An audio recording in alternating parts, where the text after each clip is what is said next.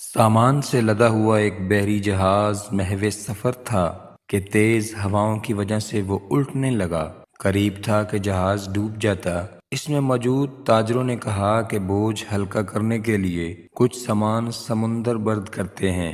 تاجروں نے مشورہ کر کے طے کیا کہ سب سے زیادہ سامان جس کا ہو وہی پھینک دیں گے۔ جہاز کا زیادہ تر لوڈ ایک ہی تاجر کا تھا۔ اس نے اعتراض کیا کہ صرف میرا سامان کیوں، سب کے مال سے تھوڑا تھوڑا پھینک دیتے ہیں۔ انہوں نے زبردستی اس نئے تاجر کو سامان سمیت سمندر میں پھینک دیا۔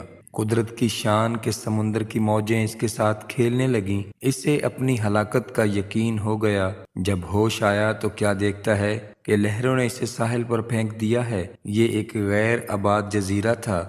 جان بچنے پر اس نے رب کا شکر ادا کیا، اپنی سانسیں بحال کیں، وہاں پڑی لکڑیوں کو جمع کر کے سر چھپانے کے لیے ایک جھونپڑی سی بنائی۔ اگلے روز اسے کچھ خرگوش بھی نظر آئے۔ ان کا شکار کر کے گزر بسر کرتا رہا۔ ایک دن ایسا ہوا کہ وہ کھانا پکا رہا تھا کہ اس کی جھونپڑی کو آگ لگ گئی۔ اس نے بہت کوشش کی مگر آگ پر قابو نہ پا سکا۔ اس نے آسمان کی طرف دیکھا اور زور سے پکارنا شروع کیا، تو نے مجھے سمندر میں پھینک دیا، میرا سارا سامان غرق ہو گیا۔ اب یہی جھونپڑی تھی میری کل کائنات، اسے بھی جلا کر راکھ کر دیا۔ اب میں کیا کروں؟ اسی طرح شکوہ کرتے کرتے وہ سو گیا۔ صبح جاگا تو عجیب منظر تھا۔ دیکھا ایک کشتی ساحل پر لگی ہے اور ملاح اسے لینے آئے ہیں۔ اس نے ملاحوں سے پوچھا کہ تمہیں میرے بارے میں کیسے پتا چلا؟ انہوں نے جواب دیا، جس سے تاجر حیران رہ گیا۔ ملاحوں نے کہا، ہمیں پتا تھا کہ یہ جزیرہ غیر آباد ہے، لیکن دور سے دھواں اٹھتا ہوا نظر آیا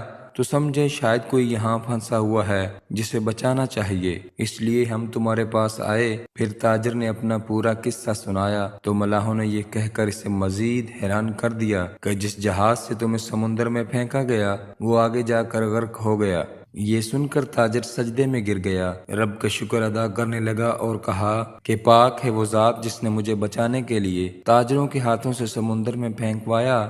اپنے بندوں کے بارے میں وہی زیادہ جاننے والا ہے۔ دوستو، حالات جتنے بھی سخت ہو جائیں، اللہ کی رحمت سے مایوس نہ ہوں۔ ہر حال میں اپنے رب پر بھروسہ رکھیے، انشاءاللہ آپ کے حق میں سب کچھ بہتر ہوگا۔ اگلی ویڈیو میں حاضر خدمت ہوتے ہیں، تب تک کے لیے اللہ نگہبان۔